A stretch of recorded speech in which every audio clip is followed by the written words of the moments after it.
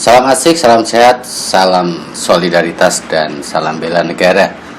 Kolaborasi kunci sukses gerakan nasional bela negara di era digital atau era saat ini. Nah, Undang-Undang Dasar 1945 Pasal 27 ayat 3 ini mengungkapkan secara gamblang bahwa bela negara merupakan kewajiban setiap warga negara. Nah, namun bagaimana bentuk komunikasi atau diplomasi bela negara yang relevan pada era digital saat ini? Bela negara memiliki spektrum yang sangat luas di berbagai lini kehidupan, mulai dari politik, ekonomi, sosial, dan budaya.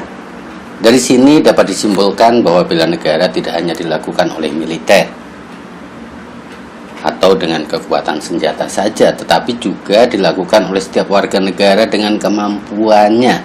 Apalagi seiring perubahan zaman, bentuk ancaman bagi kedaulatan bangsa bukan lagi berupa serangan militer secara fisik. Nah, di era digital dan pandemi COVID-19 yang sudah 2 tahun dan kini sudah mulai turun, salah satu hal yang mengancam negara ialah infodemik.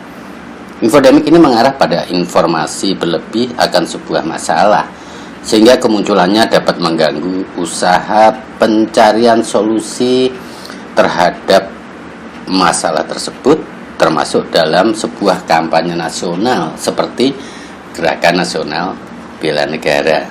Nah, kemajuan teknologi memudahkan semua orang mengakses, membuat, atau menyebarkan informasi yang belum jelas kebenarannya atau dalam kekinian disebut hoax. Parahnya, adanya infodemik ini bagaikan bola salju yang efeknya semakin lama semakin besar dan berpotensi menyebabkan perpecahan, lebih-lebih jika isu yang digoreng berkaitan dengan suku, agama, ras, dan tentu antar golongan atau sara.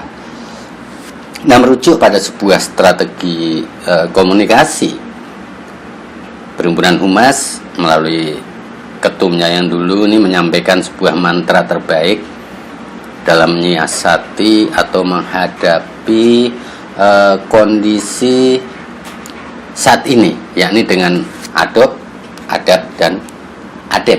Ini semakin relevan untuk menjalankan sebuah campaign atau program sosialisasi atau sebuah gerakan baik berskala khusus maupun nasional seperti Gerakan Nasional Bela Negara, Gerakan Revolusi Mental, Gerakan Indonesia Cakap Digital, dan lain sebagainya. Nah, semua serba digital. Adopt, kata kerja yang berarti mulai menggunakan sesuatu atau mengadopsi era digital dan normalitas baru, memaksa pelaku campaign atau kita semua untuk dapat merumuskan strategi dengan mengadopsi perubahan inovasi teknologi. Jadi ketika kita dapat sebuah budget campaign yang nilainya cukup besar atau fantastik dalam 1 tahun dibuat beberapa episode, tentu hasilnya atau impactnya harus selaras dengan budget yang dikeluarkan. Nah, bayangkan, memang sulit. Faktanya menurut Dewan Pers ada 47.000 media di Indonesia saat ini. Nah, setiap jam ada 200 juta orang yang menonton YouTube. Kemudian ada 1,3 juta konten per menit yang diunggah di Facebook, ada 4 juta foto yang diunggah di Instagram per jamnya, dan ada 6.000 kicauan yang dibagikan per detik di Twitter per detik. Nah, sejujurnya itu pasti belum termasuk WhatsApp group yang kita miliki saat ini. Saya punya lebih dari 100, mungkin Cangkruk Ganesha lebih dari itu. Nah, kemudian adalah kata kerja yang berarti berubah untuk situasi atau tujuan baru. Ini adaptasi menyesuaikan dengan hal-hal dan cara baru yang selama ini telah diadopsi.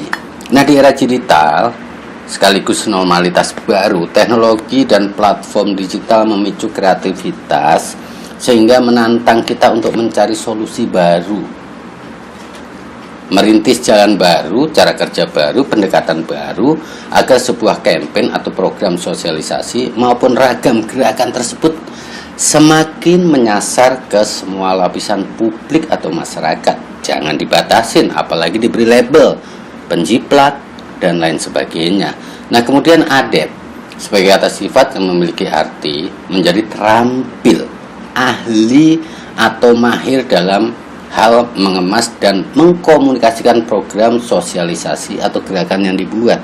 Jadi patokannya atau tolak ukurnya bukan nilai proyek, berapa untungnya, atau bahkan untuk mendapatkan proyek harus menendang, harus menelikung, dan lain-lainnya. Nah, dalam opini saya, selain spirit adab dan adet, yang tak kalah penting adalah semangat kolaboratif. Artinya setiap keluaran dari kampanye yang ada atau yang dijalankan, dan dalam hal ini kampanye gerakan bela negara, harus dikolaborasikan dan dijalankan secara masif dan bersamaan dengan berbagai stakeholder yang ada. Kolaboratif. Jadi kalau hanya menggunakan satu kanal, 2 kanal, 3 kanal internal, tidak bekerja sama dengan kanal yang besar, umpamanya Gerakan Nasional Bela Negara lewat Ngopi Daring Bela Negara bekerja sama dengan Kompas, live streaming di Kompas, ini baru luar biasa. Bisa banget dengan budget yang ada. Karena kalau melihat dari LSPE ya, tender itu cukup besar. Tahun 2021 itu sekitar 6,3 miliar, tahun sekarang 7,1 sekian miliar. Ini besar sekali dan tidak menutup kemungkinan untuk bisa kerjasama nggak cuma Kompas, tapi bisa dengan TV One, bisa dengan yang lainnya. Nah, kemudian membuka akses untuk publik menjadi agen bela negara, ini yang penting. Kembali di era digital dan normalitas baru, kini bermunculan konten kreator mulai dari yang sekedar hiburan hingga yang serius. Dengan semangat kolaboratif, subjudul di atas seyogianya dapat diaplikasikan di mana bicara bela negara ini merupakan amanat Undang-Undang Dasar 1945. Setiap warga negara berhak dan wajib untuk ikut bela negara. Nah, tentunya sebuah kampanye atau pelaku kampanye harusnya dengan senang hati membuka akses untuk publik agar menjadi agen bela negara, turut merilai, turut live streaming, turut mengambil atau konten yang memang menurut mereka baik tanpa mengurangi konteks yang ada. Nah, bagaimana caranya? Nah, bicara soal bela negara, ini saat Ditjen Bothan Keman RI membidangi bela negara ini telah memiliki program utama yang mengikuti tren terkini, dan alhamdulillah pada saat itu saya ikut di dalamnya, walaupun sejak Oktober 2021 saya udah nggak ikutan lagi karena dijalankan oleh orang yang lebih ahli tentunya. Nah, terkait Ngopi Daring Bela Negara atau ngobrol pintar secara daring tentang bela negara ini, tentu harus kreatif dengan budget yang ada, dengan anggaran yang ada. Kalau yang nonton atau komunitas yang dibentuk belum kelihatan, ya ini harus dievaluasi lagi dan harus lebih kreatif. Nah, ini program tersebut secara rutin dan masif dilakukan, walaupun memang secara engagement, secara views, subscribe dan lainnya juga masih perlu ditingkatkan. Nah, namun sekali lagi menurut opini saya, keberhasilan yang sudah baik selama ini tentunya, walaupun masih harus ditingkatkan, ini perlu lagi di up ya. Jadi mungkin harus lebih banyak lagi mempelajari hal-hal terkait dengan perilaku atau kondisi yang terjadi di ranah digital. Nah,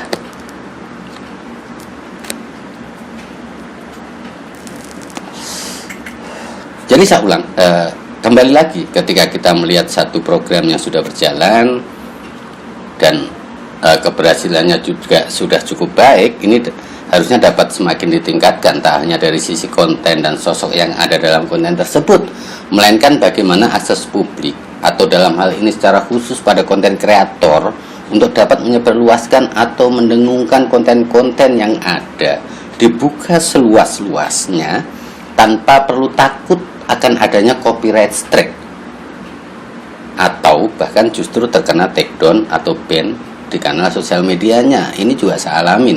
Bahkan saya punya ide itu, tapi juga dikasih label sebagai penjiplak oleh kawan yang kebetulan saya dikenalkan oleh kawan juga, dan kawan itu saya kenalkan ke klien, akhirnya sekarang menjalankan Ngopi Daring Bela Negara periode 1 2021 dan sekarang dapat lagi 2022 dengan nilai yang cukup fantastik.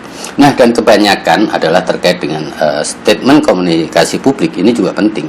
Public figure maupun politikus jika dikaitkan secara khusus pada konten-konten bela negara, kejadiannya sangatlah sedikit, sehingga yang menjadi fokus pemilik program adalah bagaimana mengajak dan kolaborasi dengan publik, dalam hal ini para konten kreator yang memiliki minat mendengungkan untuk dapat mempublikasikan secara ulang tanpa perlu takut adanya copyright strike. Perlu juga mungkin lisensinya dibuat yang bisa dipublish ulang. Nah, spirit ini adalah spirit semakin banyak mempublikasikan sebuah program, akan semakin banyak impact-nya atau akan semakin besar impact-nya. Karena di era perkembangan sosial media kita saat ini, melalui semangat bela negara dan program bela negara, seyogianya kolaborasi dengan konten kreator atau institusi lain untuk bersama-sama menggaungkan dan menyebarluaskan program bela negara ini semakin dikuatkan. 2015, 2000 sekian itu ada catatan dari BPK. Salah satunya terkait dengan hal ini. Nah, jika sepakat demikian, minimal kita akan meminimalisir infodemik yang terjadi dan mencegah hoax, fake news, dan tentu ujaran kebencian dengan memberikan akses terbuka untuk menyebarluaskan konten positif seperti program yang ada. ADAP ditambah kolaborasi akan membuat setiap kampanye bela negara menyebar luas, diterima publik, dan tentu tertanam dalam benak publik, sehingga keberhasilan ini akan menjadi sangat baik. Jangan sampai ada yang ngomong kampanye biaya besar tapi impact-nya kecil, kemudian mempertanyakan soal variabel keberhasilan dan seterusnya. Jadi yuk kita positif, kita open kolaborasi untuk suksesnya program nasional. Salam asik, salam sehat, salam solidaritas, dan salam bela negara.